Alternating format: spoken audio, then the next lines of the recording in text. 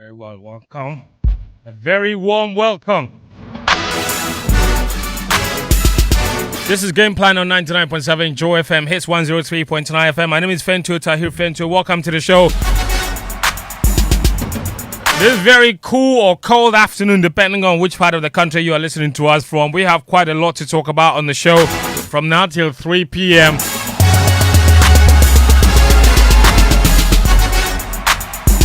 So I'm very happy to be back on this very seat, and today we will cover quite a lot.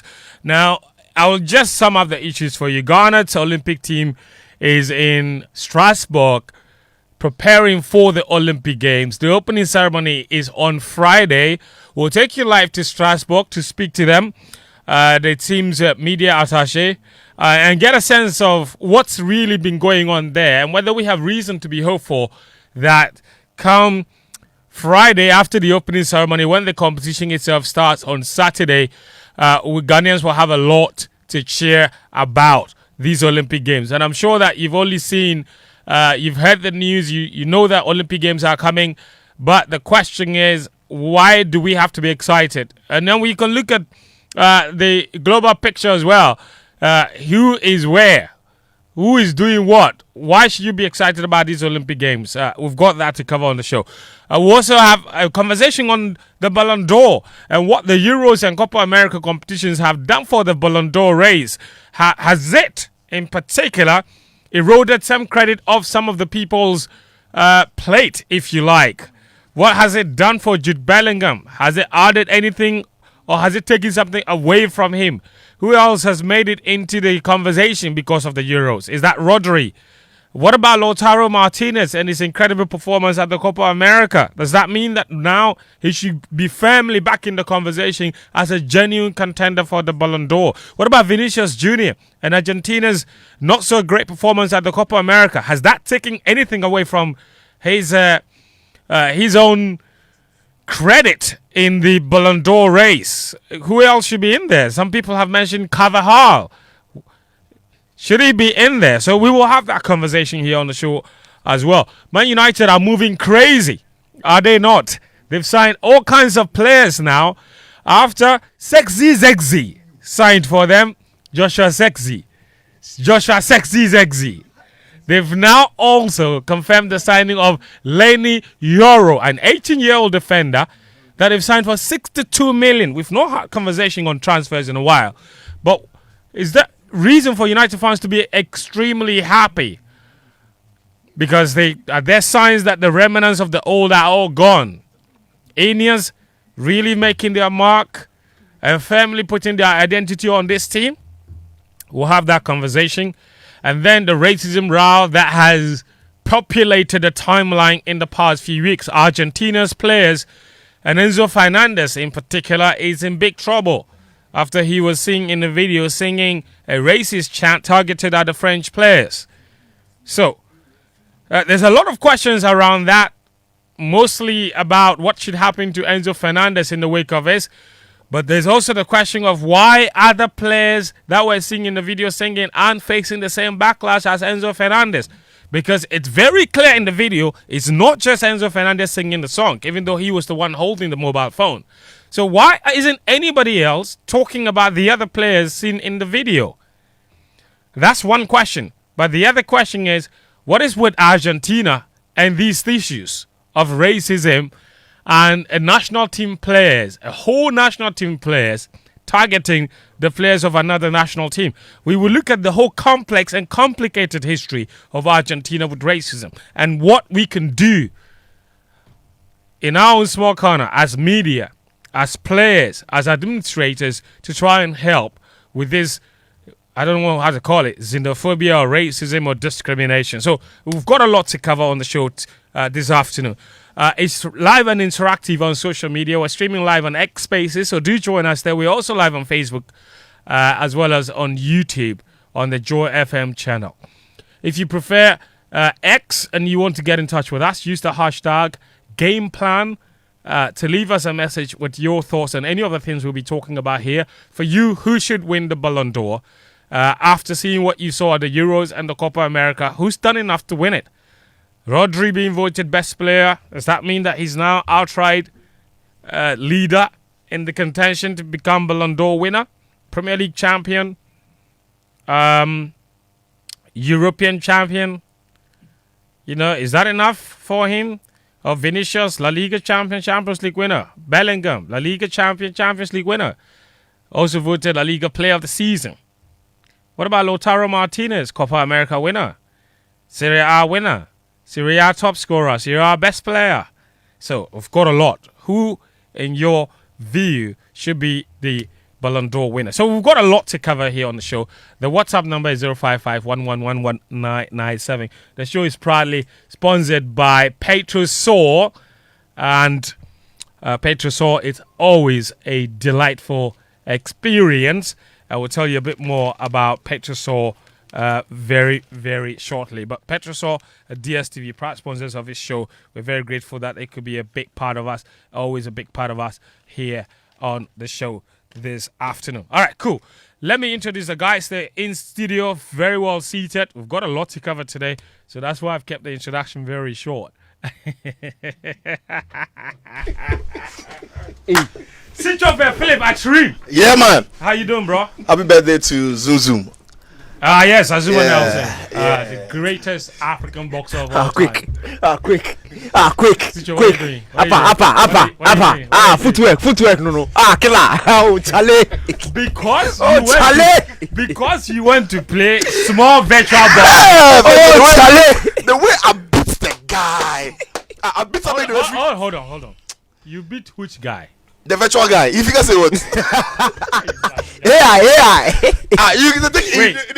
You fought a virtual fight. Yes, a virtual boxer, yeah. And you won. I beat him. I don't if you say you won, it's like technically, bro. No, I beat him. And no referee can't stand my front say they beg, not tree. So right now, you and Azuma Nelson, I get a virtual belt, bro. Quick. Yeah. Charlie, I small there. Good to have you. Your shirt they go on. Thanks, bro. Zebra crossing. In the JWW, this is referee. I'm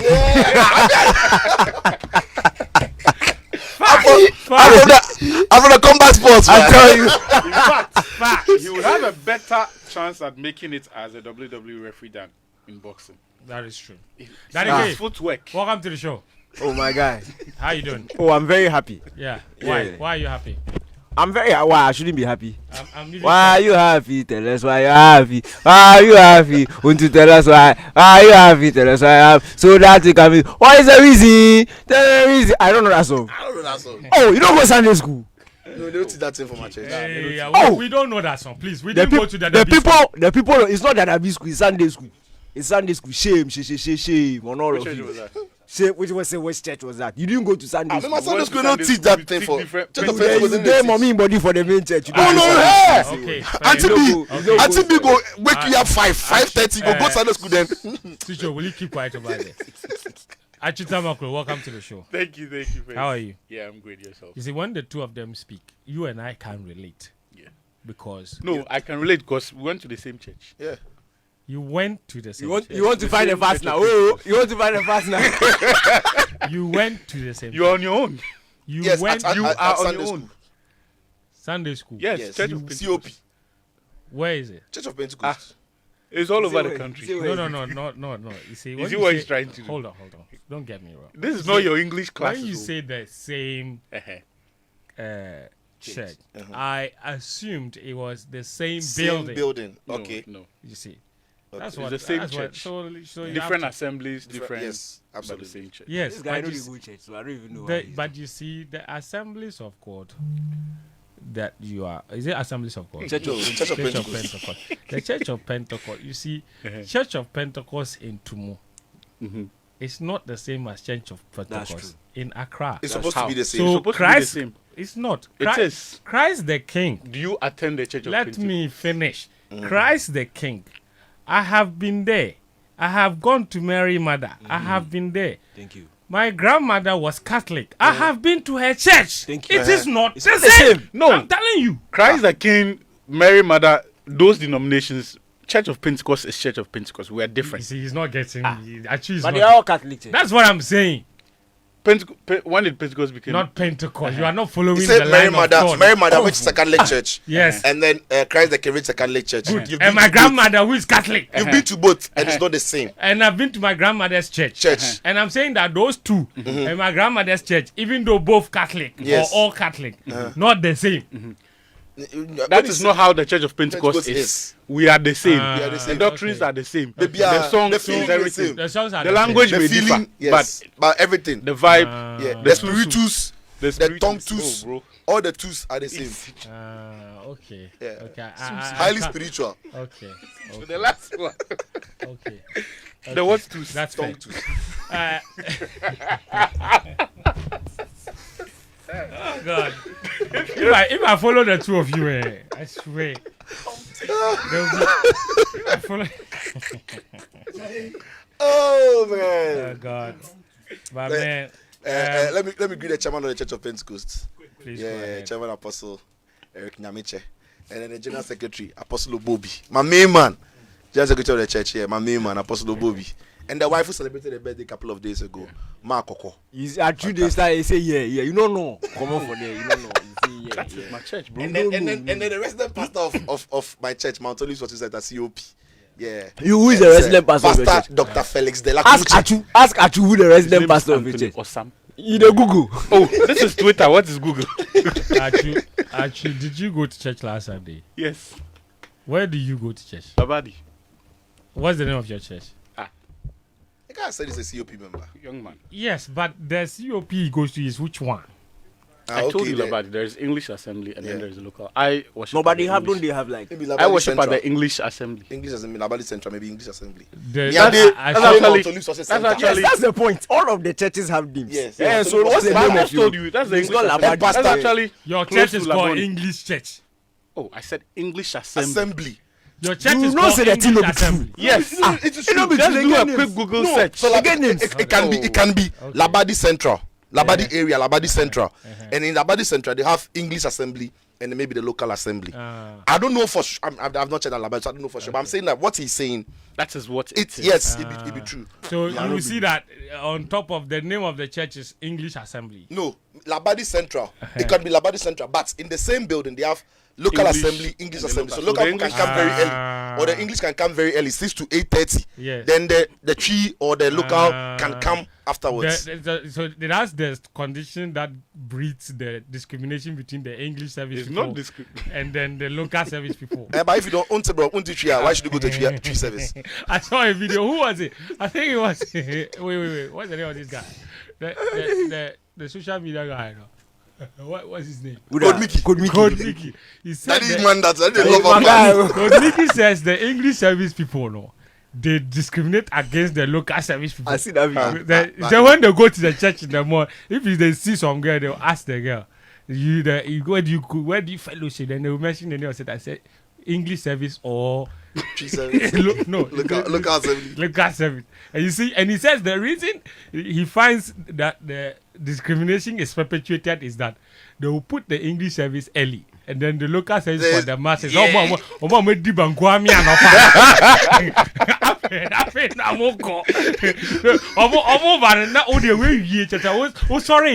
Series. Then you go. Then the local service for the people who have made banquet in Well, the they're morning. not coming. So that one is 9 o'clock. But media, church there, my personal preference, I enjoy the local service. If you come to my church, Mount Olives, Yeah. it's very local. It's a worship center. So I mean, Pastor Dr. Dela Felix Kluche is solid guy. He's brilliant. So it's a local place. We speak English, speak tree, but when our songs tree, me I like local. So when I was in tech, I didn't really attend Pensa. Because Pensa was more or less English. But me, I'll go to Bomso Assembly. The Proper one for them, local yeah, Bomso yeah, Assembly. yeah, Wom bom, local wom bom. one, yeah, Like, yeah. that be me. Okay. Steve.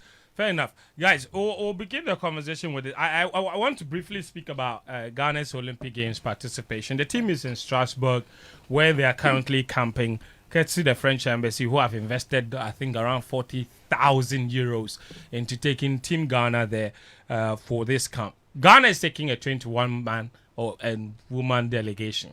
Okay, the contingent is made up of 21 people. There's 8 of them who are athletes, and then there's 13 of them who are officials. And the officials You have physios, you have coaches, you have team leads, and what have you. So it's a very strong team. The country is taking. It's not unheard of, and don't let anybody deceive you that Ghana is taking this number of people and then this number of athletes, and then the officials are twice the number, or as seems on propaganda. I have the full list here of every single person who is going to the Olympic Games in the name of Team Ghana. So we have our 8 athletes, obviously, who are going. The 8 athletes are made up of 2 swimmers and 6 track and field athletes. So 2 swimmers, and those 2 swimmers are Harry Stacey and of course also Giselle Mensah. Those 2 are going on a wildcard entry basis. Okay, then you've got athletics, where we have 6 of them. Abdul Rashid Saminu, who has also qualified for the individual 200 meters, and you have in fact Rashid has qualified for the 200 meters and the 4x1. That's where he will be running. Joseph Paul Amwa will be running as part of the relay team. Hussein Ibrahim, relay team. Isaac Bosio, relay team. Benjamin Azamati, in fact, both he and Rashid have qualified for the 100 meters as well. So Rashid has qualified for both 100 and 200. But I have been told that he will not be running in the 100. He wants to focus on the 200. Then you've got Benjamin Azamati, who's also qualified for the 100 meters. And you have pretty much it. That's it. Then you have Rose Yaboa, Amonima Yaboa, who will be competing in the women's high jump. So that's our athletics team. Okay, that's our athletics team. All right, and then you have the officials who are going. You have an athletics coach. You have a swimming coach. They have multiple athletics coaches. Actually, they have 2 of them. So Andrew Owusu is one of them. He's based in the US. He's going. You also have Salamatu Musa, who is also going from here in Ghana. So you have 2 athletics coaches. Then athletics have a leader of delegation, the General Secretary of Ghana Athletics, Filipina Frimpong. So Filipina. Yes, Filipina. So that's what it is. Then if you go to swimming too, swimming has a coach, and swimming's coach is Daniel Petonku. And then you have a leader of delegation for the swimming, who is the president of the swimming association, Delphina Kui, a woman that I know very well as well. And then you have the GOC president, Benunu Mensah, who has to go as the leader of the whole delegation. Then his general secretary is Sanoun, Mohammed Sanoun. You know him from his days at Ghana Cycling. Then you have a physiotherapist, Ishmael Saki. You have a doctor, NSO Enimo Pare. Then you have a nurse going with them. And then you have a chef de mission, who is obviously Ghana's overall leader of delegation. I think the president might just be the president, but chef de mission is leader of delegation, and that is our very good friend Isaac Abuajidia. Abe. All right. Yes. This year actually didn't go. Oh. So that's all. So that's the whole list. Okay, 21 people. Last time he was, The Commonwealth Games. Yeah, right. No, he was chef de mission for Commonwealth Games. Yes. Sanoun. Yeah. Yeah. It was. No, he was asking about Fred Achi. I was asking about Fred Achi. Oh no, that one was for Birmingham. Not for Birmingham, yeah. Birmingham. Oh, that was a Commonwealth Games. Commonwealth Games. Commonwealth Yeah. Games, Birmingham. But you can't go every time. So. Fred Achi But the last Olympics, Tokyo. No, he didn't go. who went? Who went from where? From Ghana, man. Oh, that As list. chef de mission, that's what you're asking. Eh. Yeah. Oh, the chef de mission. Yes, for yes. Tokyo. Yeah. Who was it? I think it's easy to find. Tokyo, I think, was Sanoun, no? I think so. Yeah. Tokyo was Sanoun. Or if it's not Fredo, then that's all. Then we can move on. What is your issue with Fred? No, it's my guy. No, it's my guy. All right. Yeah, big Fred. Listen, guys. Let's go to Strasbourg now. Right. Yeah, it was Okay. Sanoun. One person whose name I didn't mention in the list as Ghana's media attaché Ha. is our very own. Benjino. Willinho. Our very own. Willinho. Benjino Willinho. Oh, Benjamin oh. Willie Graham. Willinho. Benjamin Willie Graham. Okay, so Benjamin Willie Graham hasn't joined us just yet. I'm trying to get him to join us to He's speak eating about the croissant. team's camp. Hey, Benjamin Willie Graham, join the Zoom. The Strasbourg there, no. The Strasbourg will still be there for you even after. But listen, we've got a very interesting team. And I think that for many of us, there are two reasons to be excited. And I would say for the high jump, there's reason to be excited. I am just slightly disappointed that they are going without, let's say, Rose, your boy's coach. You see, the thing about athletics or track and field is that the one that has coached you to achieve great success is the one that has to be with you at the biggest competitions. It is something that has to give. It is something that has to be done. It has to be deliberate. And that's why everywhere Usain Bolt went, he had his coach. Noah Lyles is going. The US have their coach, but his personal coach will be there. The same thing for any athlete that has ever broken the record. They've been coached by the same consistent person. It doesn't matter if they are with the national team. The national team coaches will be there, but their personal coaches will go along with them as well. And maybe, yes, some of them have the luxury of having to fly their own, but their associations make it possible to have access to them. Because unlike all the other sporting disciplines, track and field, swimming, all these ones are individual sports. Tennis, it's an individual sport. So your coach is your coach. So Rose at 1.97, impressive. The world record is 2.10, and in the high jump, I think we all know, even a centimeter is significant. Having said that, yes, she's a long way off, and the woman Mahushik, who set the world record, is still there from Ukraine. She's going to be competing. But what's important is that Rose Yeboah is going there as the NCAA champion. NCAA champion is no joke. What it means is that in the whole collegiate system, in the whole of America, of all the athletes who compete in America, she is the best at high jump. In the whole collegiate system. And we've seen collegiate athletes go from college to medals at big competitions. We saw Coleman. Your girl, Impo. Thank you. Sydney Mark, McLaughlin. Yeah, McLaughlin. So being a collegiate champion is no joke. And she's the first woman ever from Ghana to become an NCAA champion. And look at the number of athletes we have sent abroad since we started this thing. So there's great potential there. And she could go higher. She could go 1.98, 1.99, maybe 2.0. But she cannot do that without that coach there from 1.85 to 1.97. That's a massive leap. So I am slightly disappointed. And I know that efforts had been made to try and get her coach there. But it didn't happen. And these are some of the nuances that you need to get our athletes to go to the next level. Because let's say she starts jumping and she starts struggling with technique. You didn't get it. Whoever is there, and there's no disrespect to the coaches that we have, but you're not the one that taught her that technique. Remember the video when she won the NCAA championship? She sprinted down the track, over the track, and went to hug one person, and that person was her coach.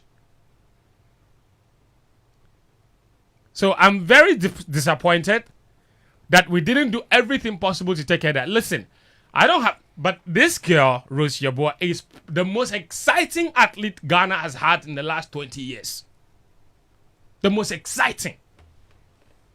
And I'm not trying to spit on the performances of some of the legends that we've had. But she's the record holder in Ghana's high jump for a reason. She has 2 African Games gold medals.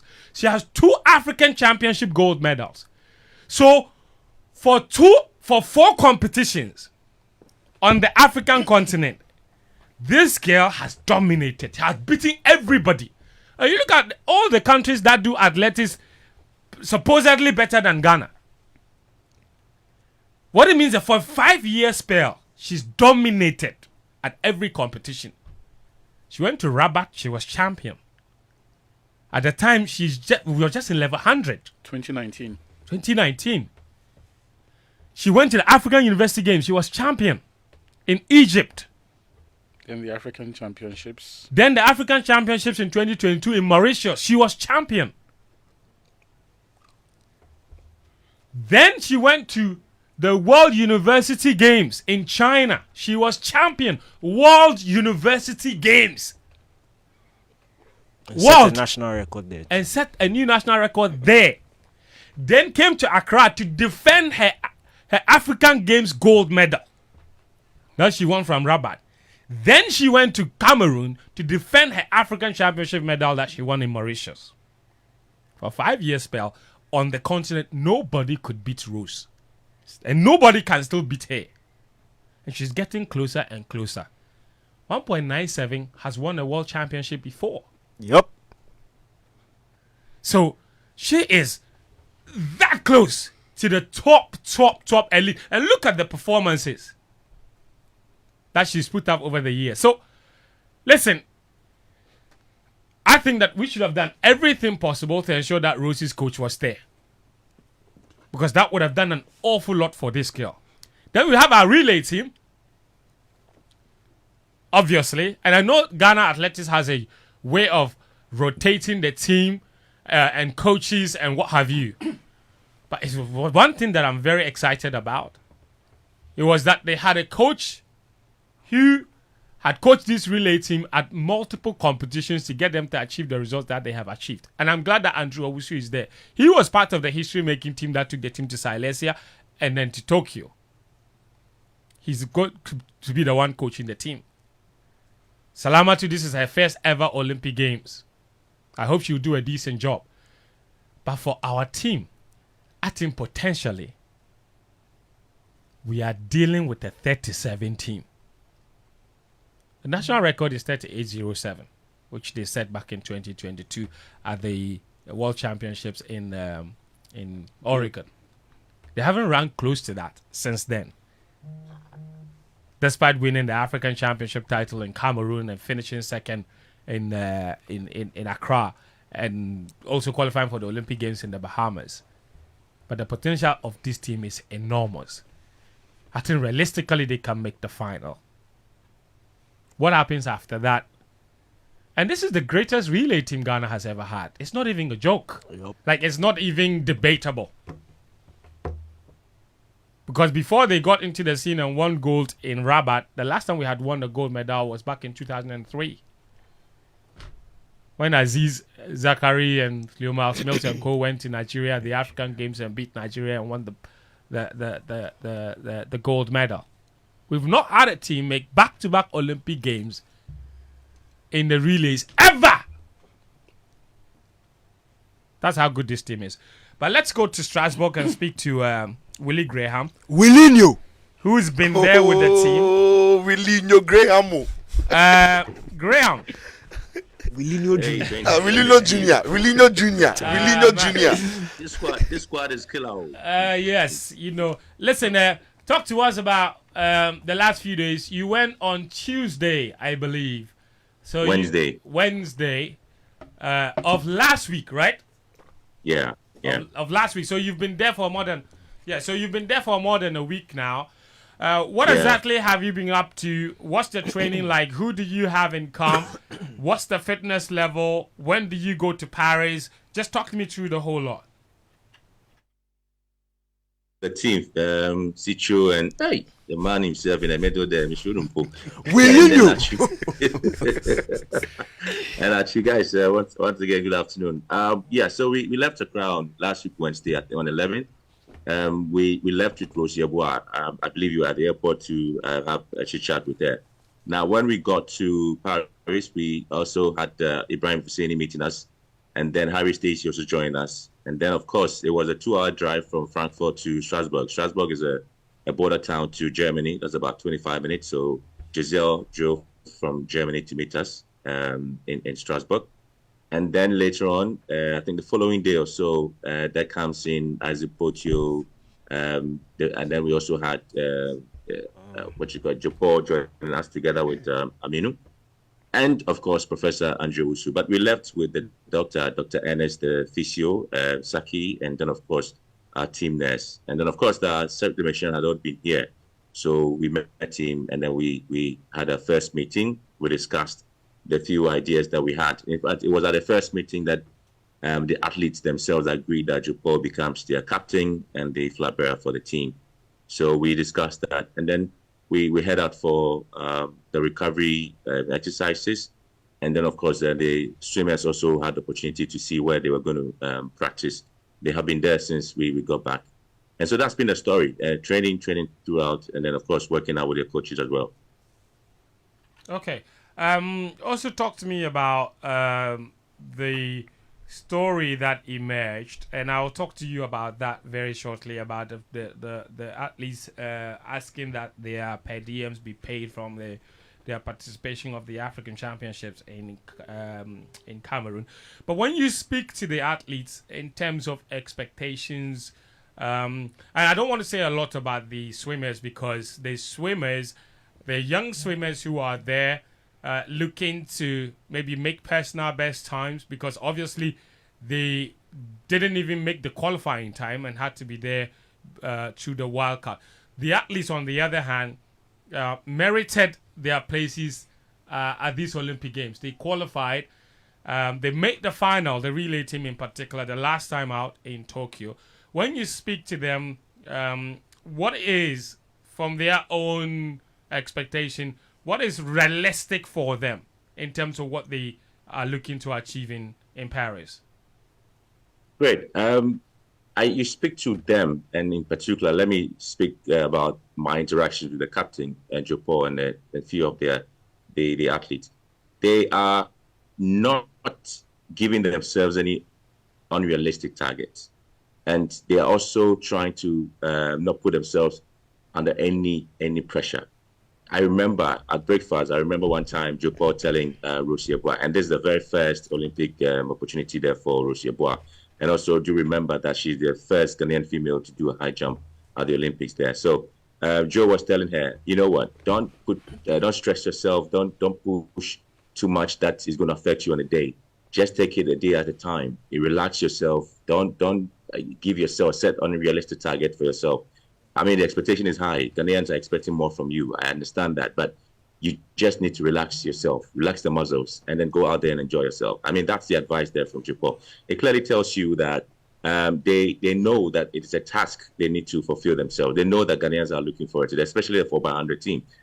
And I tell you what, there's this sense of belief from Saminu when you talk to him. He's like, listen, guys, we have a chance. We can do it. You know, and that's the kind of message he sends across. And when they are at the training grounds, you feel that these guys want to make a mark. And you, just as we were discussing in the studio, on the world ranking, they are 10th. So it clearly gives you an idea that they are one of the best, 4x100, quartet in the world. And again, if you check Rosie Ebois, for instance, they are close about 4 or 5 jumpers of the same 1.97 with her. So it also gives you an idea that she is within the range of making it to the medal zone. And for me, that's the belief that we carrying on here. The athletes themselves know that, listen, they can make it, because if they check the world ranking from World Athletics, and then they also look at the times that other athletes have made, there is a sense, there's a belief that they are within a range of making it to the medal zone, and obviously, mounting the podium. That is what they want to achieve there, but it's one day at a time. Indeed, one day at a time.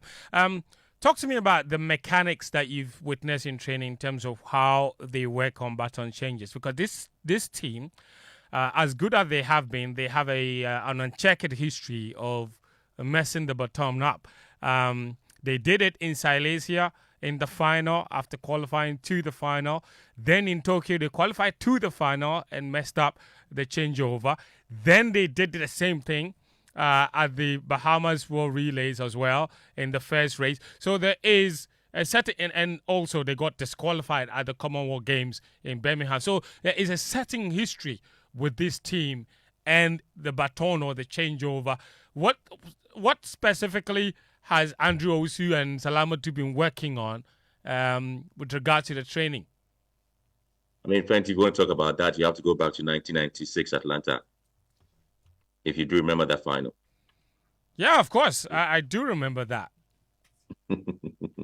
I do So remember it that goes to that. dramatic final. So, I don't like telling that story because every time I tell it, I always have an old athlete calling me and telling me that because that was the height of incompetence in the history of Ghana athletics.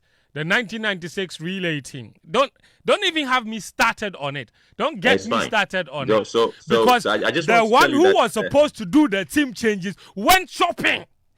If I it's tell okay. this story, It's oh, okay. I just wanted sorry, to tell you sorry. that All right, sorry. the history, Sorry. is, Sorry. but the point is, I have taken time to watch the coaches, and especially when we're doing the recovery, when Salama, before Prof joined the team, it was Salamatu that started the workout with the athlete, especially with the baton changes, and then Prof came in, and Prof is spending a lot of time, and also to remember that Azamati is not with us.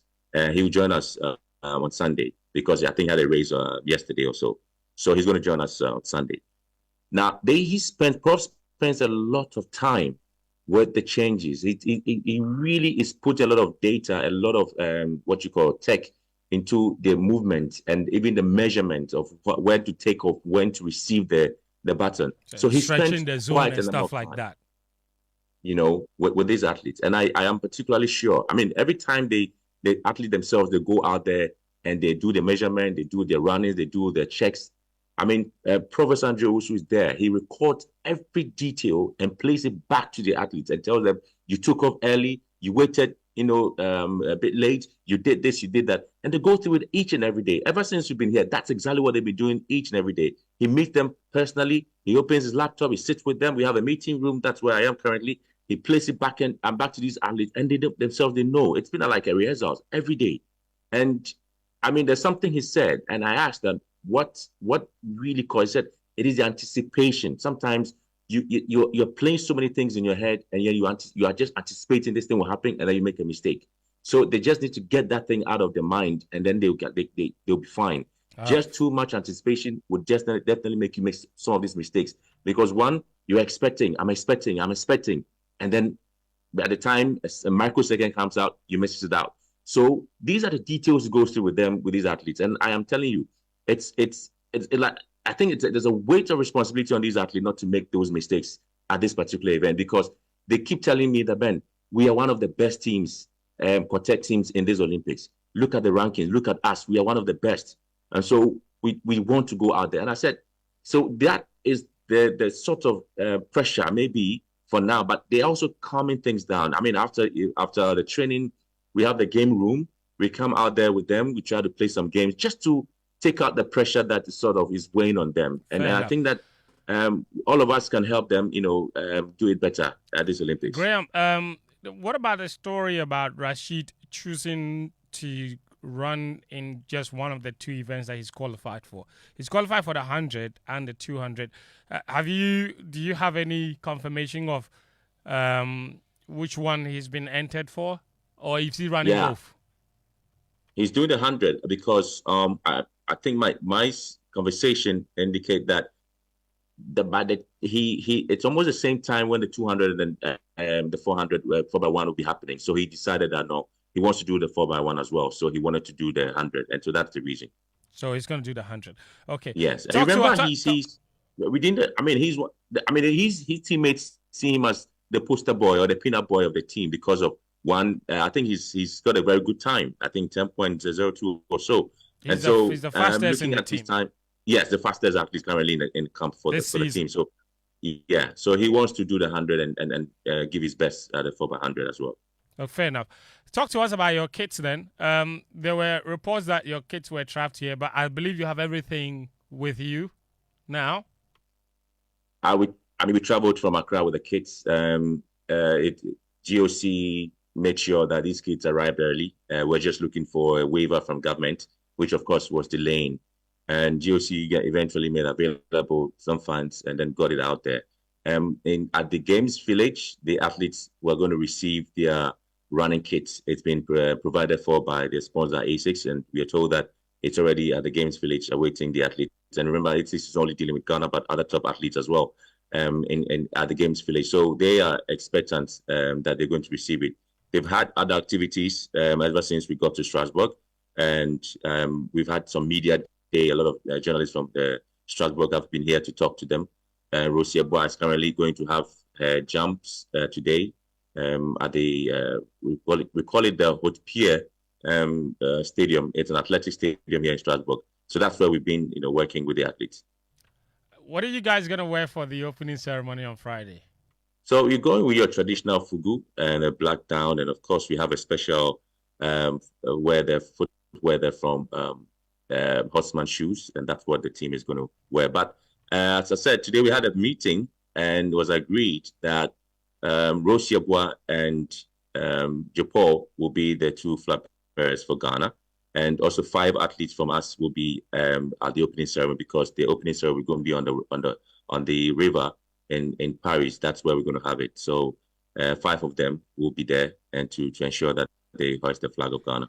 I mean, I don't understand that part. Is it the case that they're limiting every team to 5, or why are they limiting yours to 5? No, I mean, depend on your number. One, again, I'm told that there's a boat that they're going to use. So again, depend on your number. So that's the reason. So they are giving you people a small boat because you are not playing. No, a small country. I haven't seen the size of the boats. I'm not too sure that even Sitio will be too heavy for the boat. I don't know, but I just want to be sure. I want to be sure that if it can contain everybody, I'm sure all of us would have been on it. But I mean, we are giving special attention to the athletes. I was very excited about the fact that the opening ceremony is taking place in the River Seine, or on the River Seine, until I watched a recent movie called Under Paris on Netflix, and it said there are sharks in there. So now my brain can't switch off from what is a movie and what is the reality. But 2 days ago, the mayor of Paris took a dive into the River Seine, as she promised. Remember, she promised that because there were concerns about the cleanliness of the water on the Seine, because there are other events. The water events will take place there as well. So she took a dive in there to swim, just to prove to people that the river is clean. And they spent $1.5 billion cleaning the river. That's how much money they spent on the River Seine. Graham, thank you very much.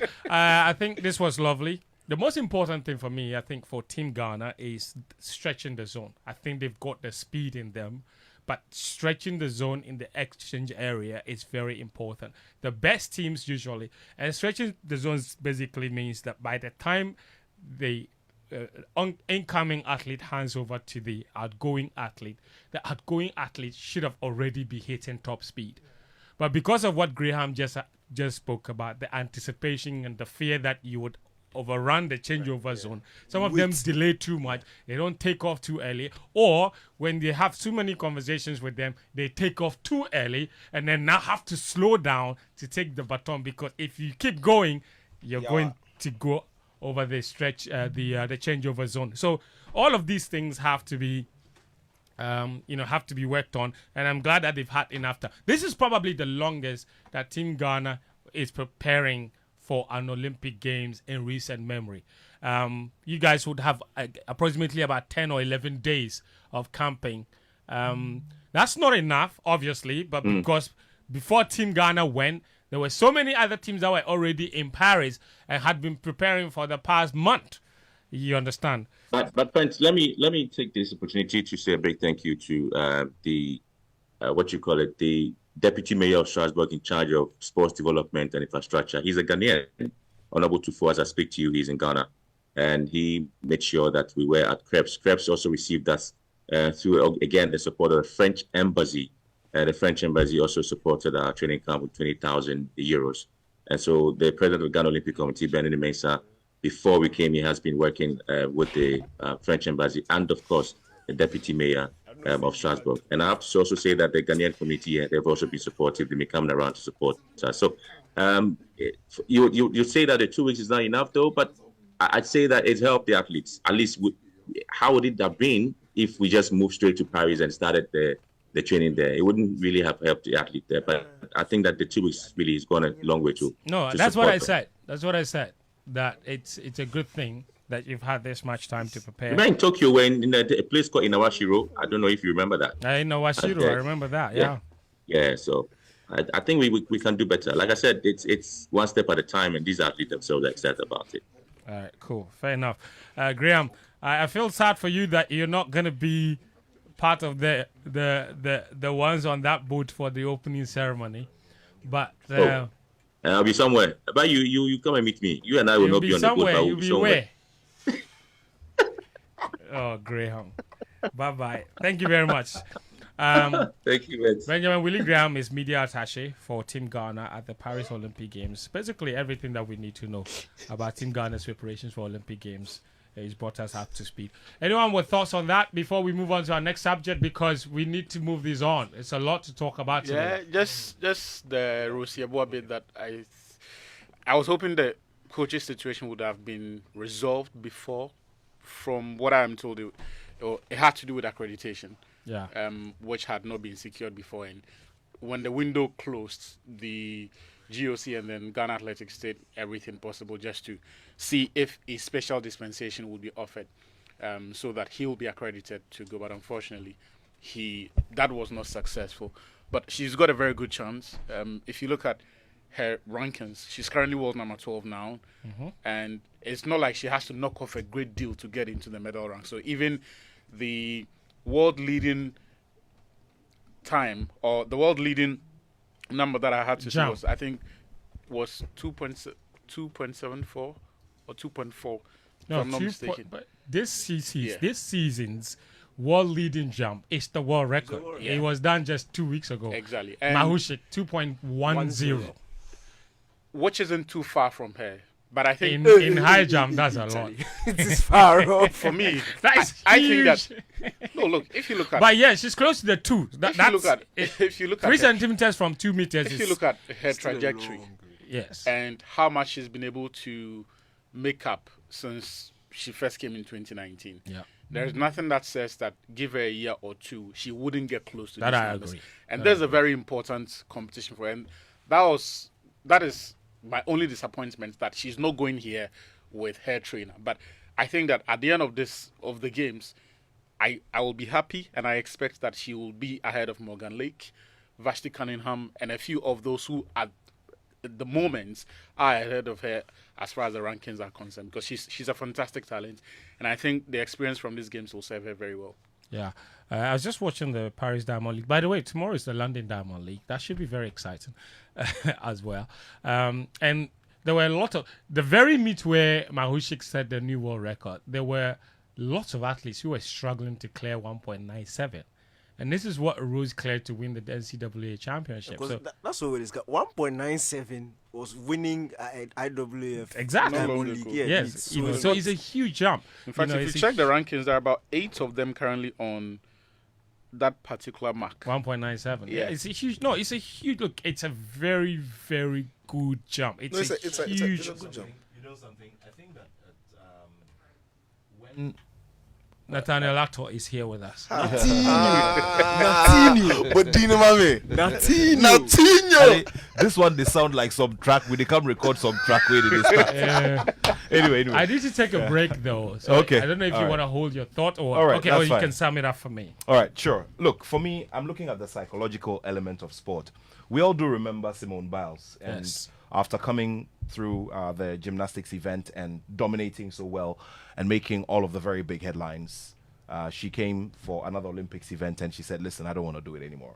Now, our athletes are at the stage where, with all the inadequacies and with all the times they've recorded and all of that, they would need to prove a point. So I'm just looking at the psychological element, both for our sprinters and for Rose. There's so no that psychologists in the team. I've Well, checked the list. yeah, and we've had this conversation several times. I do remember that in Germany 2006, for instance, we had a psychologist on the team, and then fast forward, we went to another tournament and we had changed the arrangement. Obviously, because we do not find need for it, or the excuse that would give is that we do not have the funds to support that size of a team. But all of these come to make a certain impression technically on performance. So let's just hope that, the psyche is good and the focus is watertight and will not get any. Look, I was watching the videos of the baton change, practice, okay? And I'm just saying to myself, goodness, God, the other elements that we need should just come to play here. That's all. Anything can happen. That's all. With the relays, anything at all can Agreed. happen. And that's what I want to rely on, Fent. Agreed. By going with the theme of anything can happen, in 2000, I think 2019, okay, 2019 was it 20? Team Ghana's women went to Japan, okay, to compete at a World Relay Championship, trying to qualify for the World Championships the following year. The relay team, they finished 5th. Okay, they finished 5th. And only the top 2 qualified. They finished. Brother. Number 2 got disqualified. Number 3 dropped the baton. Number 4 got disqualified. And suddenly Team Ghana was number 2. That's the relay. Anything can happen. Relay, the dynamics are played. Just make sure you get your baton across. Anything just finish. Anything can happen. In the race and finish. Anything can happen. I've forgotten Chirandi Martinine. Of course. The guy finished celebrating, then they celebrate, start to cry. Yes. See, you can finish even it. the Canadians, I think, in the World Championship or something. Yes. The Canadians too. It They were happened. celebrating bronze, then they brought the results and they were in DQ. Yes. Yes. It Yeah, happened. yeah, I think it happened to the Americans, and the Canadians got bumped into medal the position. Americans, I think they crossed the lane or something. Celebration. Suddenly you finish 5th. Then you are hugging each other. And they call them back. Say, Moga, you are third, we'll come back. Go ahead. This is Game Plan on 99.7 Joy FM. When we come back, of course, also on his 103.9 FM. When we come back, we're entering the Ballon d'Or conversation and then the Mike United transfers. All of that still to come here. The show is proudly sponsored by Petrosol. We'll be right back.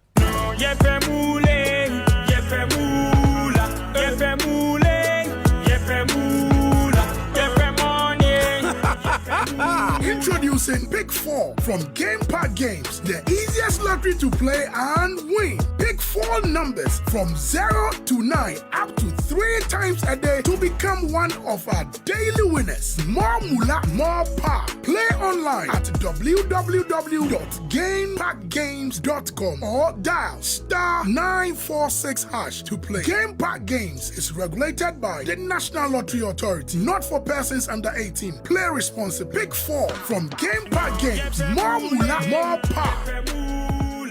The Paris 2024 Olympics on GoTV is for all of us. For every lift that ended in failure, for every basket that rebounded, for every goal that was just shy, and every stride that was a little too short until it wasn't. That's the first gold medal. This is for the gold in all of us. Get and stay connected to GoTV to witness Africa's athletes make history in the 2024 Paris Olympics live on SuperSport and on the go with GoTV Stream. GoTV.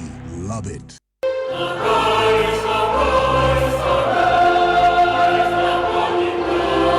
Arise, arise, arise. Laboni, arise. Losa, arise. Arise, let's celebrate 75 years of academic excellence and empowerment. Join us as we launch our 75th anniversary celebration and the unveiling of the logo. To kickstart the anniversary, the date is 1st August 2024. Time is 4 p.m. prompt. The venue is the National Theatre. We are calling all LOSA members across the globe. Come, let's connect, interact, and reminisce from the past. Network and build connections for the future as we put our alma mater beyond the skies. Media partner Joy FM, La Bosco, Wogbe, Lagbe.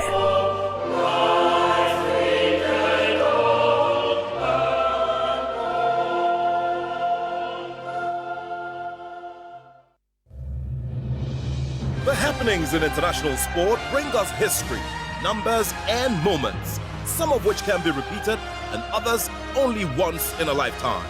But when all these are said and done, one platform for Joy Sports Link on Joy 99.7 FM becomes the convergent point for all the deep conversations. On the Joy Sports Link, we delve into the issues from expert and specialist angles with athletes and the persons who make these great things happen. This surely is your preferred platform for delving into the critical sporting issues and bringing the celebrated names and faces behind them.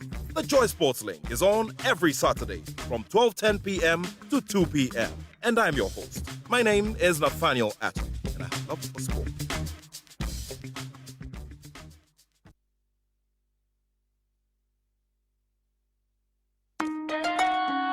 Son, we are so proud of you for setting up this hospital. I really love those hospital beds and waiting chairs. By the way, did you import them? No, Dad, I didn't. I actually got them from Kindle Books and Stationery right here in Ghana. Wow. We also bought our office supplies, safes, executive desks and chairs from Kingdom, and they gave us expert advice on how to set up our office. Guys, that makes 3 of us. I also got our sofa and bedroom sets, plus our dining hall furniture for our new home from Kingdom. Wow, Mom, that makes 4 of us. I usually get my stationery items from Kingdom, and my teacher also mentioned that our classroom furniture was provided by Kingdom. So there you have it. Whenever you're thinking about setting up an office or acquiring furniture for your home, etc., Kingdom Books and Stationery should be your first point of call. With over 40 years experience in the industry, we stock and supply a wide variety of globally sourced office and home furniture, stationery and equipment. Visit our head office, Osu Akwaje, or our office near the Osu Stadium. We're also in Tema Community 1, opposite Olam SHS, Kumasi KNUST campus, UCC Cape Coast, and now at the Marina Mall, Airport City. Or call us 0302 764101, 764209, or 762792. Visit our website www.kingdomgh.com. Joy 99.7 FM.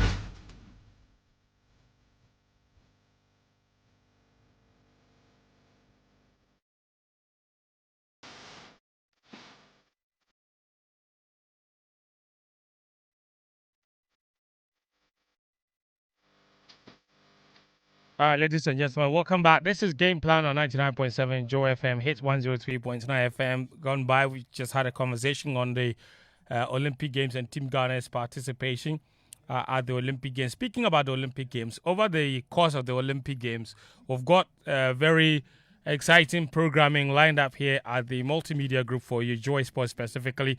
On Wednesday, next week Wednesday, on the 24th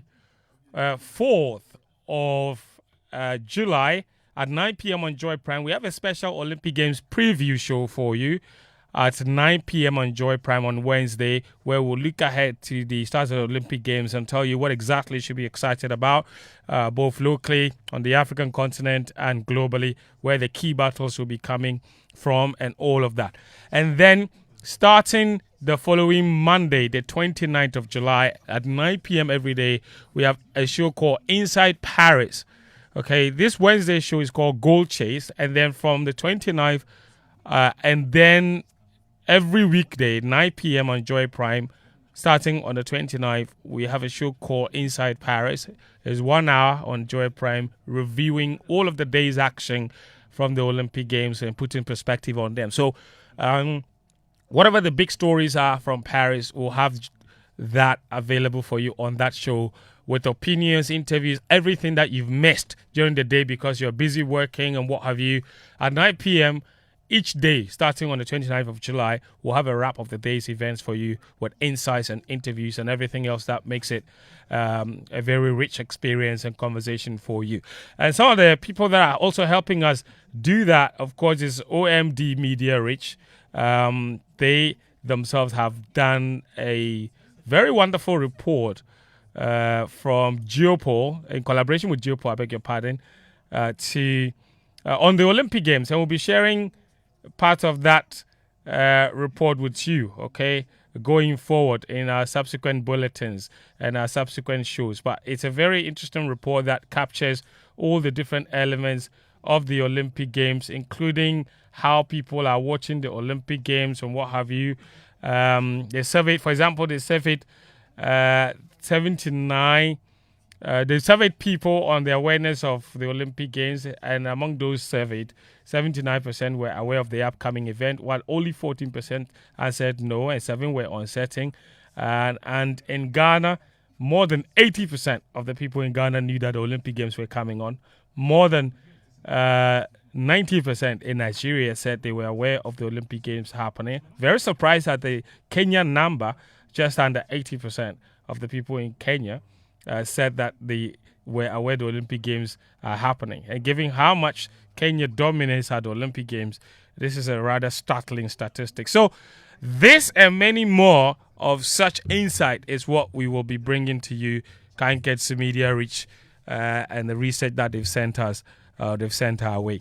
Your messages are welcome. 055-111-11997, 055-111-11997. You can also reach out using the hashtag Joy. Using the hashtag Game Plan, not Joy Sports, Game Plan on Twitter. All right, Sicho, Achu, Daniel, Nat. We've had a look. I've introduced that topic. Let's have the Ballon d'Or conversation now. I don't want to sit by this guy. What is happening? I don't want to sit by him. Why? What's happening? Change his position. I'll tell the class prefect to change his position. Okay, listen. The Ballon d'Or and what has happened at the Euros and the Copa. What has it done to the chances of all the ones who are in contention for this Ballon d'Or title? I've seen people say Jude Bellingham's performance at the Euros means that he's no longer in contention. Somebody said by virtue of winning best player at the Euros and winning the Euros, it should go to Rodri. I've seen another person say Vinicius Jr didn't do well at the Copa America. So therefore, and he wasn't the best player in La Liga. So just the Champions League alone shouldn't be enough. I've seen somebody say Lautaro Martinez should be Ballon d'Or winner. Let's give it to Lionel Messi. The up and coming players, they are not There's serious. also that. That's just by the way. You see where I wanted him to get up from this place. Oh, me, after the in Corona, they don't really sit up. Who is your pick for the Ballon d'Or? Right, I think it's Vinicius Jr. Right? Make your point. I think it's Justify. I've seen people mention Lautaro. It's a very solid argument, a very solid conversation. But he won't win because? I don't think Lautaro wins because even though his performances in the Serie A looked great, the numbers were good, he didn't necessarily have standout moments because Inter Milan just ran straight to the title. His standout moment was he was best player in Serie A. No, that's what I'm saying. And he was top scorer. That stands out. No, that's what I'm saying. Like, I'm saying that during the competition, and in the end, he was the best player. In the end, he scored most goals. But because Inter Milan won the league so easily, not many people can point moments in the season where Lautaro stood out and made things happen for Inter because it was so easy for them the way they won it, right? And unfortunately for him, in Champions League, Arnautovic blew so many chances in the first leg against Atletico Madrid, and then they couldn't go through. For Argentina, in this, he was lethal, but wasn't necessarily the go-to man because at some point he wasn't even starting. So when you look at his season in the whole, it's almost like he's won the most important things. Yeah, in the Coppa Italia, in the Coppa he scored the winning goal and all of that. But when you look at his season, it's almost like he's delivered, but it is not. How do I put it? It doesn't stand out, right? Because let me tell you his standout performances this season. Apart from being top scorer, and listen, and I think that it's a little unfair. Hold on, I think it's a little unfair when because he's scoring routinely, we think they don't stand out. Maybe without his goals, Inter don't win those matches. And that's why Erling Haaland didn't win anything. Because Erling Haaland was scoring every day, scoring goals. But hold on. No, I'm telling you. That was pure robbery. No, I'm using the Haaland one. The templates we are using to win Ballon d'Or. I'm not creating. Yes, but it's not. Is it a fair one? The Erling Haaland. Yes. I thought you're making a fair argument here. Yes. So based on what it is now. You see, if I come and speak my mind, it's a different matter. If I speak my mind, wasn't Lautaro the one who scored the winning goal in the Copa? I mentioned that. The Super Cup. I mentioned that. He scored the winning goal at the Copa America as well. Yes, I mentioned that. I meant the Italian Super Cup first. Yes. Then the Copa. The Copa. Then he was voted best player. Yes. And he's La Liga's top scorer. Yes. What stands out more than until he won the Copa America, nobody was talking about those numbers. Why? They just flashed away. They were not the most memorable things to the global. He scored 6 goals from 9 shots. I'm saying that even he wasn't starting this Argentina team. Right? People forget that he wasn't even starting this Argentina team.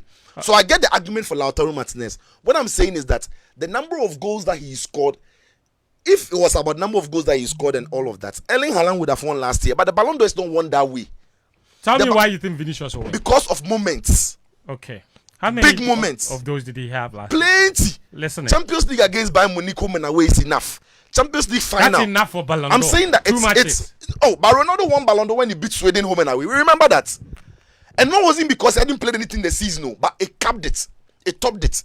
So if Bellingham, before the Euros, Vinicius was ahead of Jude Bellingham. If Bellingham went to the Euros, having performed the way he performed, and he scored the winning goal against Spain. He cast. So I'm analyzing this based on what the Ballon d'Or, how they win Ballon d'Or in this era.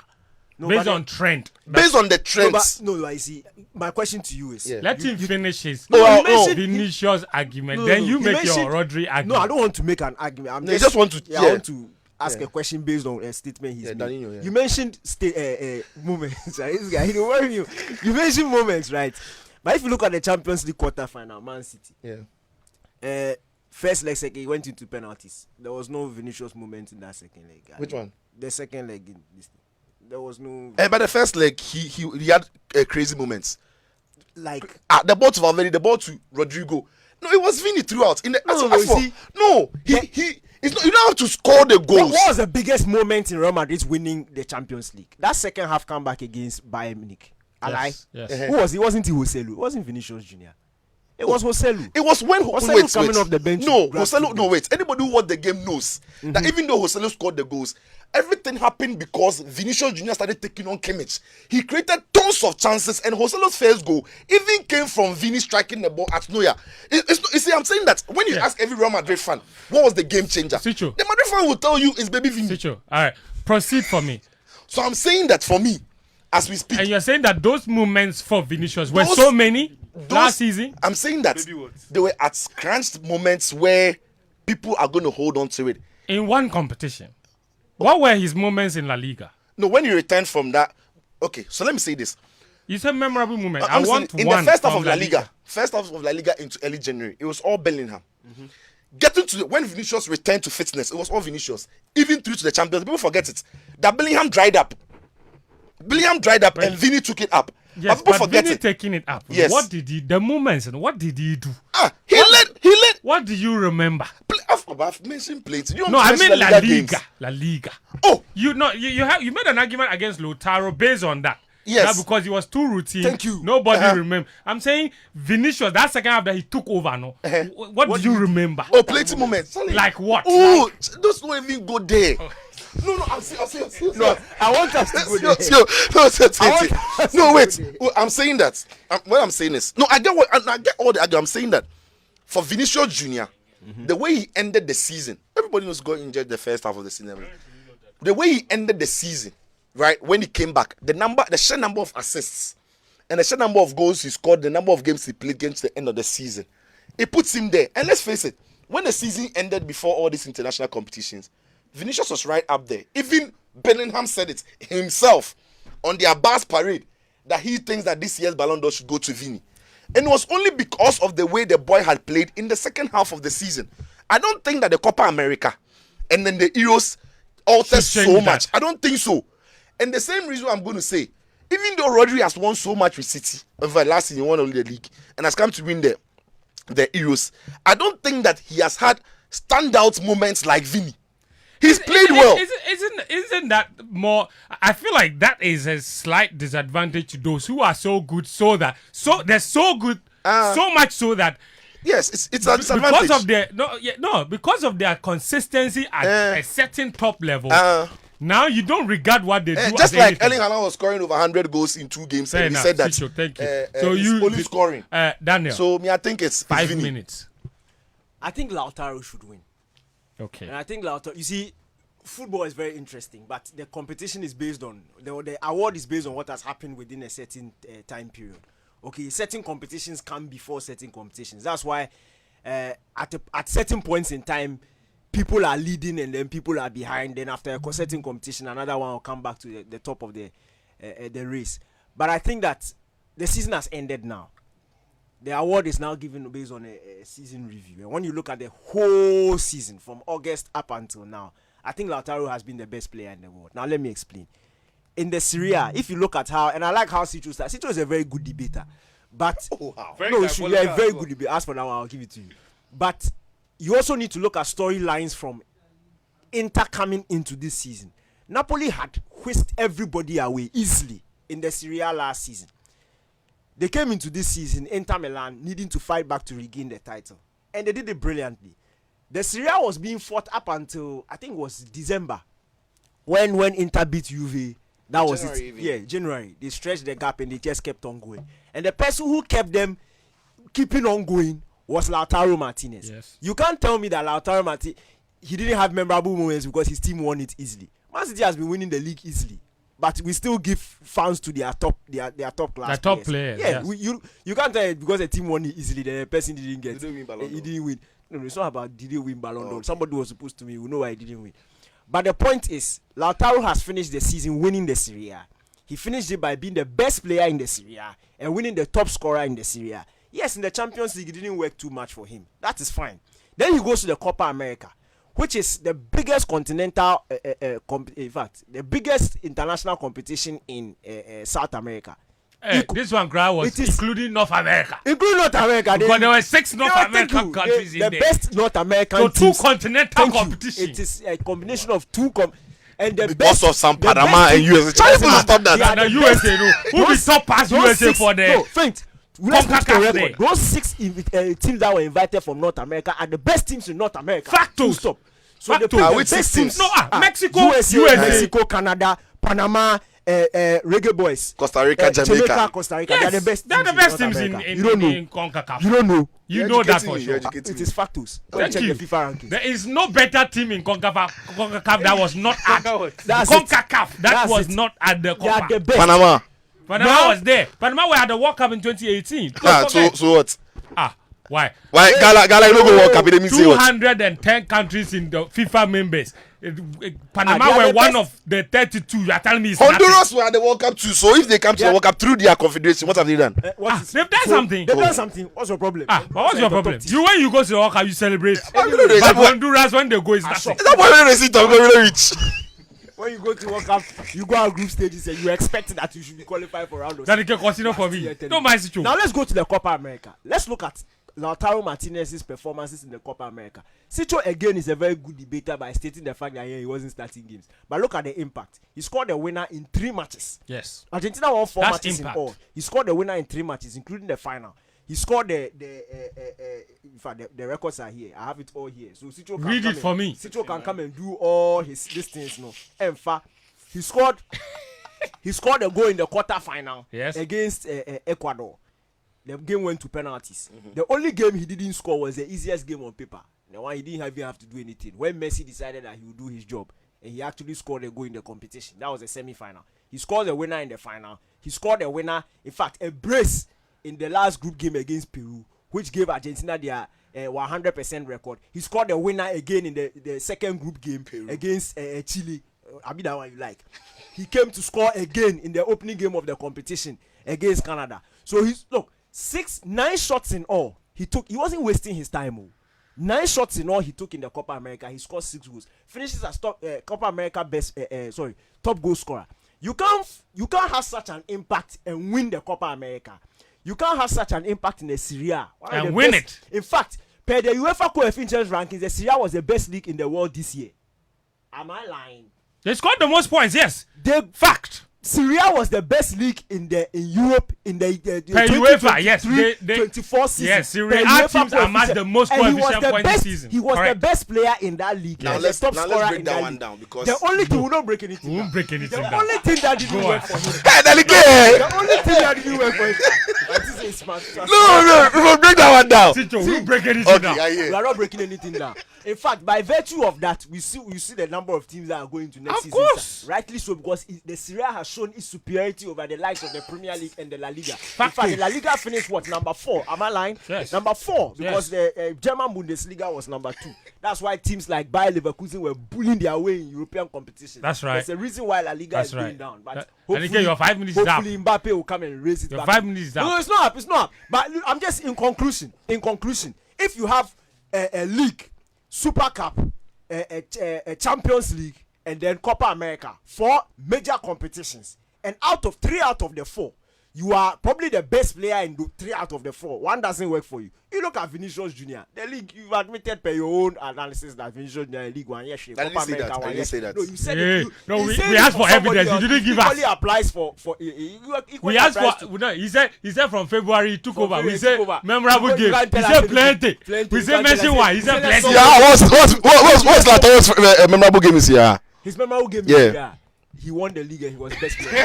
See, you two when you win the best player, come and say something. You didn't win best player. No, in conclusion, yes. Copa America, Vinicius didn't do anything. He and his brother, Bellingham. No, Bellingham too. Bellingham is Vinicius Senior. 1 year she. Bellingham Champions League 1 year she. He was only celebrating the trophy. Vibes and Kwan. He didn't do anything. Group stage. Who did group stage merchant. Important moments when it counts. You see. Cut across. The only thing that didn't work for Lautaro is Champions League, and that one for Inter Milan. If they go out around 16, and it's not Lautaro. It's not even Lautaro's fault. It's not anything. My guy, Danny thank but you. the only thing he didn't add is that Vinicius went out in quarter-final. He didn't even play. He went to dive and he got yellow card. But to be fair, Danny, is that not credit to him that because he didn't play, Brazil were nothing? How cool this and should play big players.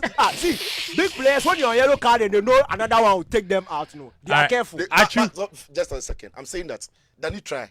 He went to dive. Vinicius was diving. Vinicius was diving in Copa America. Ask him. Now you are delving into the realm of allegations. Honest players also deserve Ballon d'Or. Dishonest players don't deserve Ballon d'Or. He went to dive. I'm saying that. See, what Danny has said is true. Everything he said. Yes. Even now, he's just about convincing him that Lautaro.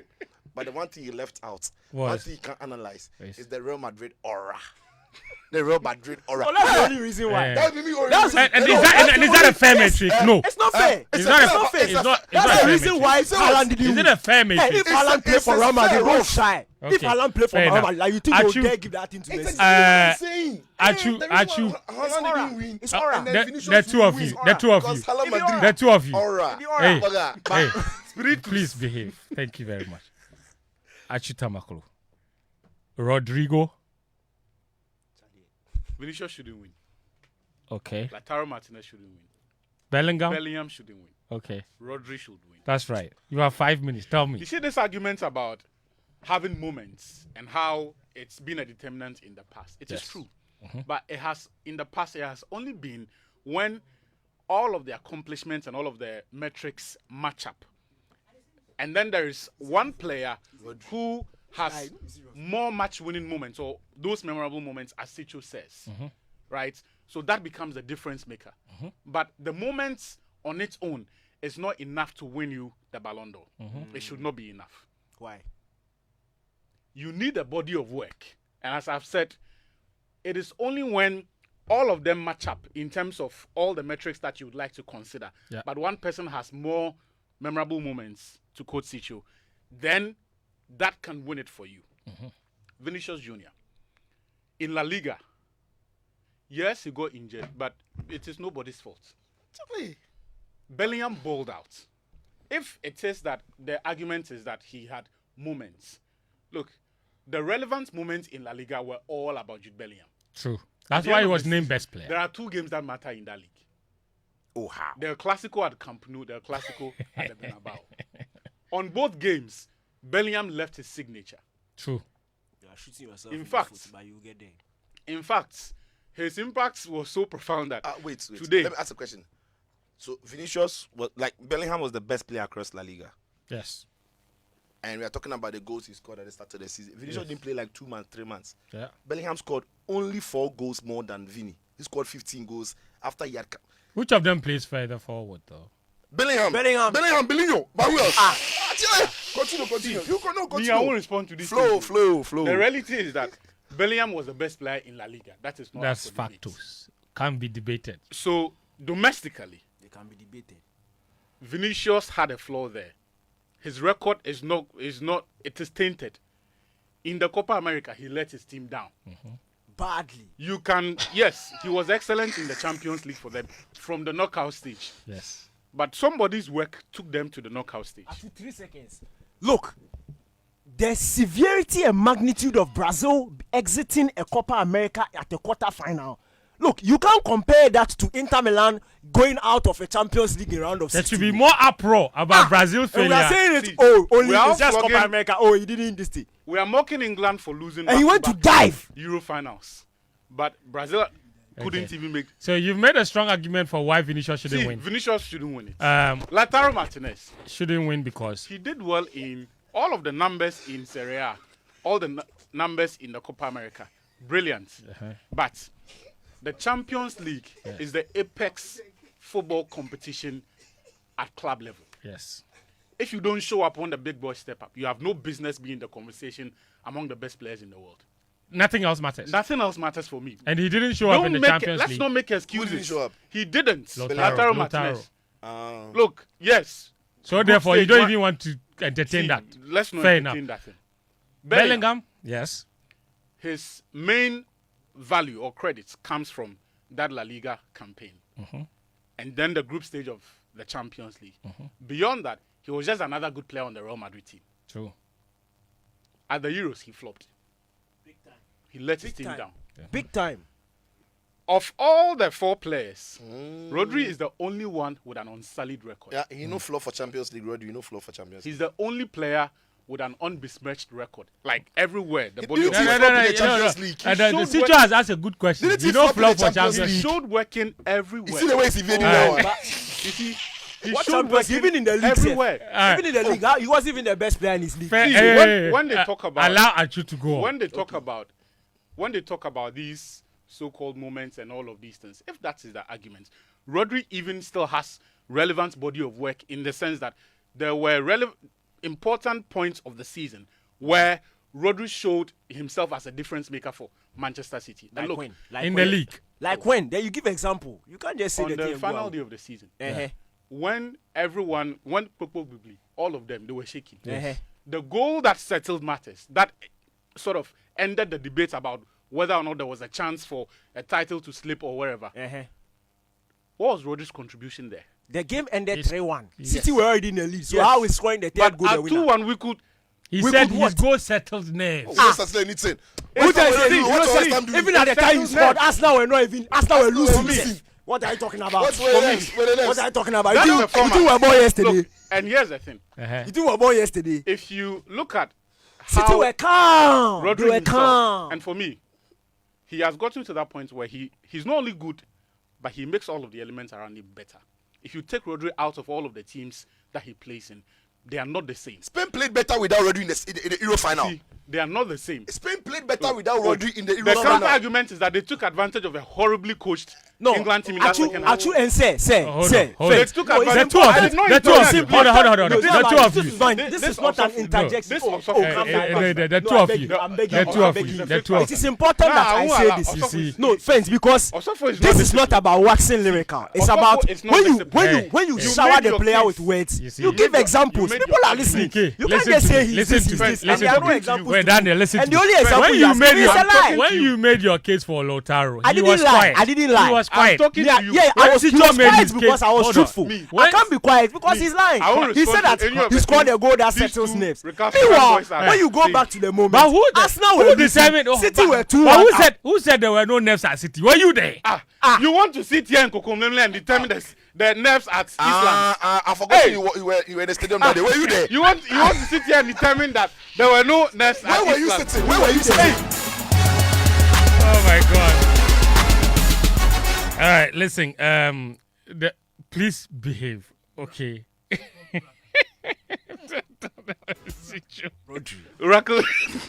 I will not entertain this reckless interjection of. No, but it's not fair. You are the moderator, and it is imperative that he speaks the truth. He can't just wax lyrical and lie to the audience. He's supposed to provide factual evidence, and the only evidence he has provided is a lie. Listen, nerves is a feeling. It's nerves. It's a feeling. We are not talking based on feelings. But he said the people were nervous. Put the microphone off. Facts doesn't respect. Put his microphone off. Let him make noise into the air. Okay, actually, you finish. Thank you. Go on with Rodri makes everyone around him better. Look, if you look at City's performance without him and when he was in the team, yes, it just goes to show you his level and the level of importance to the team. When City lose Kevin De Bruyne, they may not necessarily replace him, but they would find other variables to make it work. Okay. And they won't look significantly inferior. Even Erling Haaland, City can find a way to get the goals, just not as much as when he's in the team. Yes. What about Spain without Rodri? When you take Rodri out, there's not a single player in that City team. There's not a single player in that Spain team who can give you what Rodri does. But we saw in the second half Right. in the Euro There's not a final. single But player. can Zubimendi do it for all those? Hold on. No, can he do it for all Friends, those oh, matches? friends, why can't It's he- one friends, thing doing it for 45 friends, Why minutes. can't he do it? okay, Why? talking about Why? 45 minutes is a major final. You want to tell me that picking off a badly coached England team in that second half is enough proof that this guy can do it over all of the times that Rodri has done. Thank you very much. for There the is not enough consistency in there. And I won't respond to any of these things. No. again. Look, Actually, finish for me. For me, Yes. Rodri should win. his impact on City, Okay. his impact on Spain, his impact in the Champions League, Premier League, Champions Champions League, what did he do? Consistent performer Champions League, what did he do? of all of them. Okay. Take again the simple answer says to you all of conclude, these say questions again. about what did he do. Take him out of the team. Just look at how the team looked in the games when he did not play for I have City. the answer here. In that And then final, check when their he played performances. the first half, it was KG 0-0. When they took And him then out, check their Spain performances. were free. They scored two. Look, Okay. for me, created So chances. for you, it's Beyond- Rodri, look, and a win for Rodri is fact, a win for Zubimendi- football. it's a win for football. Win Zubimendi for should pure win Ballon football. d'Or. Ballon d'Or Based should on not- this- Win for pure football. Ballon, pure football. It should not go. It should not go to players who dive and players who cannot step up in the Champions League. Whew. Thank you very much. This is Game Plan on 99.7 Joy FM on Hits 103.9 FM. Let me tell you about Petrosol. Every drop matters just as every penny counts. Good quality fuel enhances your vehicle performance and reduces maintenance costs. So take no risk in times like this. All you need is value for your money. So look no further. Drive to the next Petrosol fuel station for your clean, accurate quantity fuel suitable for new technology vehicles. Be a happy customer, filled with smiles, drive more miles, and save some money. Petrosol, your clean, quality fuel in full quantity. Petrosol, always a delightful experience. I've got your messages 055 1111997. Also, the hashtag Game Plan on Twitter or X. I will read them for you. Nat is also still here with me. I'll let him bring some nuance into the whole racism conversation. And then the United boys are here as well. So we've still got a few minutes to cover that, plus all your messages. But in pursuance of its commitment to excellence and stellar leadership, the UPSA Law School proudly presents the 2024 Lifetime Achievement in Law Award and honorific lecture. The event presents a high-level opportunity to recognize and acknowledge the outstanding and exemplary contributions of notable Ghanaian personalities in the areas of the rule of law, governance, and the legal academy.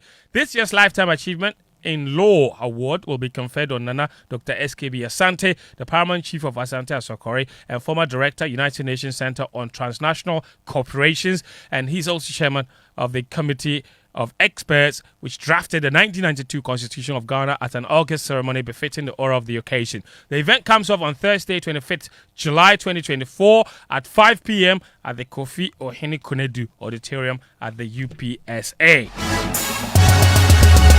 Let me tell you about Chalkbox Technologies. Chalkbox revolutionizes student life by delivering textbooks, provisions, and birthday packages straight to campus, saving time and hassle. With easy ordering via the website, apps, or phone, students can focus on what really matters.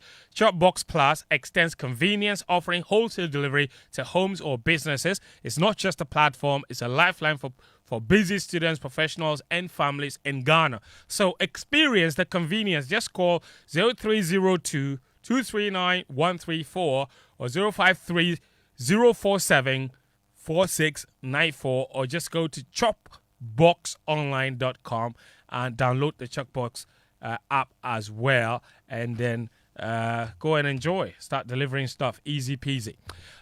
Also, get ready for another exciting and memorable time with the family as we bring you another fun-packed edition of a CTKIS Family Fun Day 2024. Is the CTKIS Family Fun Day 2024. It's on Saturday, 20th July, which is tomorrow. Tomorrow, yeah? Mr. Ato, tomorrow? Christ the King School. Christ the King School. CTKIS, yes. Danny King School. Yeah, Christ the King School. That'll be. Christ the King International School. CTKIS. Charlie, this car is at 9 a.m. Anyway, yeah. 9 a.m. Yeah, 9 a.m. We go carry the pickings. Yeah, 9 a.m. to 6 p.m. The rate is just 50 Ghana cedis. Fento Junior. Yes, Junior please. Fento. Yes, please. Yeah. You can get a ticket for *7 from *713 *906 *713 *906 hash. They I think it's free for Alma Mater or no. Danny K, is it free for you?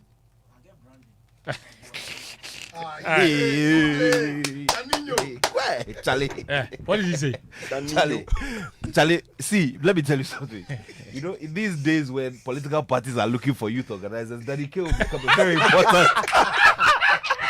Hey, Charlie, imagine saying Danny K be youth organizer. Charlie, but okay, well. Yeah. New Force has some faces. I they suspect Danny K because today, you know, I did the traffic like that. They watch one of the this. As he say, the neck. Oh God! Charlie. Wait, have they unveiled the 7 people? Not yet, too. Charlie, the Danny K could be in there. Watch. Yeah. All right. Now, let me read a few messages and then I'll come to you. This one says Mbappe should be in the Ballon d'Or conversation. 71 goals and assists, 3 domestic trophies, Ligue 1 top scorer, Coupe de France top scorer, UCL with top scorer, France most decisive player at the Euros. My brother. He was France's most decisive player at the Euros. Is what this one says. That's Oliver at the production desk. Our own people are sending us messages. But it's true. Okay, it's Oliver. All right, cool.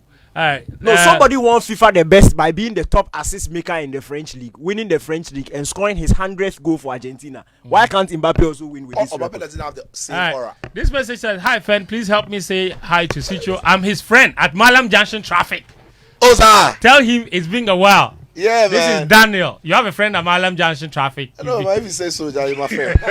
Maybe the face, like the nick something. Daniel, it be like Daniel has a necklace there, so it be like Daniel. Makati Hill. Oh yeah, the guy Daniel. Yeah. Okay. Charlie, what's up? Sicho, he can lie about this thing. You go feel possible say you know the guy. Oh how? Daniel Makati Hill. Let me take more messages, guys. We need to do this quickly. Let me take. I have quite a number of messages. Nito just from Tema says, I wish the Olympics team all the best. Ghana sports low key. He says, I'm not sure what that means. His friend is from Trouble. He says the Ballon d'Or must. Okay, the Ballon d'Or must be postponed because. Okay, hold on.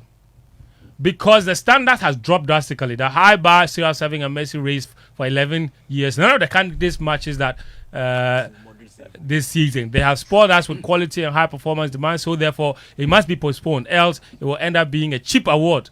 That is from Trouble. Trouble, thank you for your shock. Cannavaro and Modric wins one before. All right. What is the time frame for the Ballon d'Or? This message. Season. No, it's seasonal. So August to May. Yeah.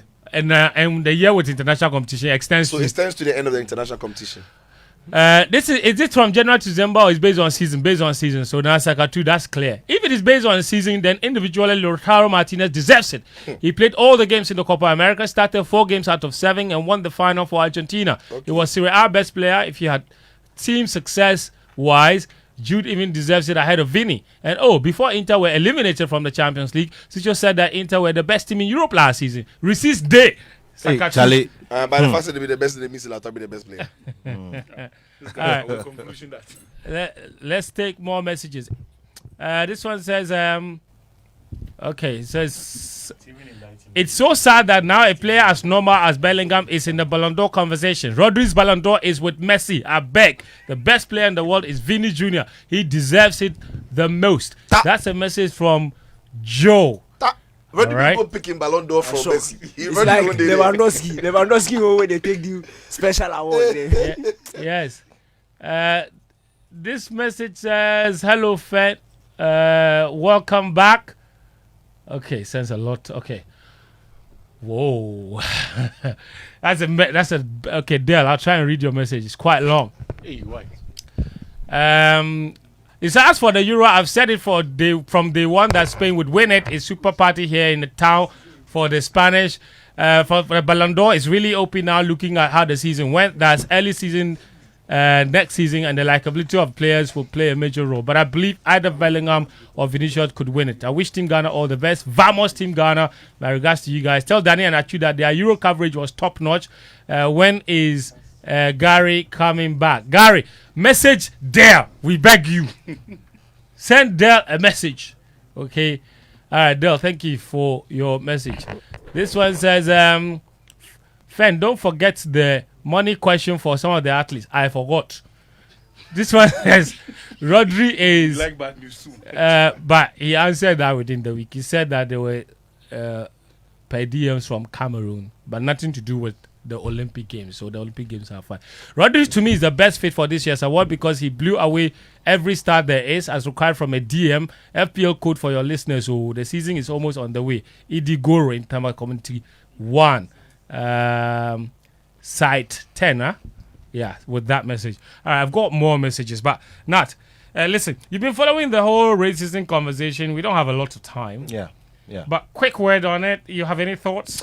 Look, so the latest twist to all of this is that the vice president of Argentina, Victoria Villarreal, I hope I pronounced her name properly, has waded into this conversation, and she is behaving like your typical politician who comes to tell you that these people are trying to, cast dirt on our character. Meanwhile, 3-4 years ago, they did X, and Y. Okay. So, the vice president of Argentina is telling us that nobody who has the make of a colonialist or the behavior of a colonialist can advise them on anything.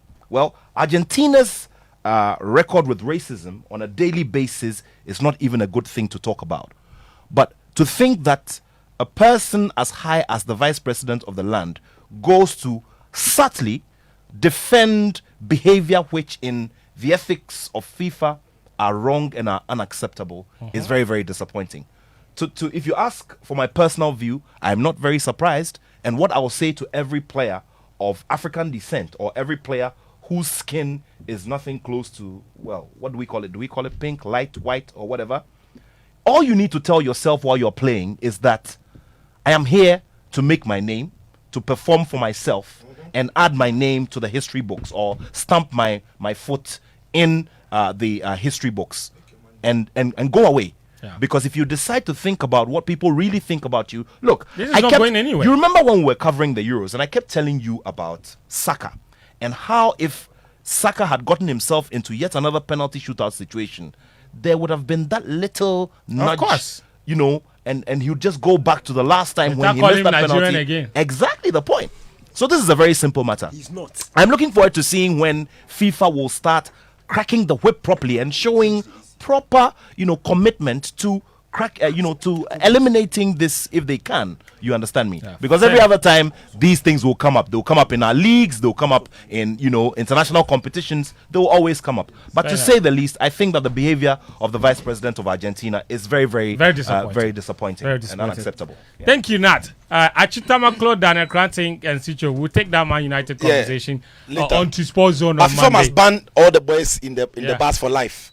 Because if it was if you catch fans at the stadium, they see them physically, you ban them for life. Yeah. So but why would the stars? Yes, so they play Enzo and Co. You don't even give the fans an opportunity to apologize. What I don't like. Enzo and Co. Who are the Co? Who are the? Enzo was the one posted. They don't have aura. Enzo was the one posted. So they have to ban all the boys in the bars, including the leader. Enough. Bye. That's our show for this afternoon. Thank you so much to all of you for tuning in. Thanks to our sponsors as well, Pay2Saw.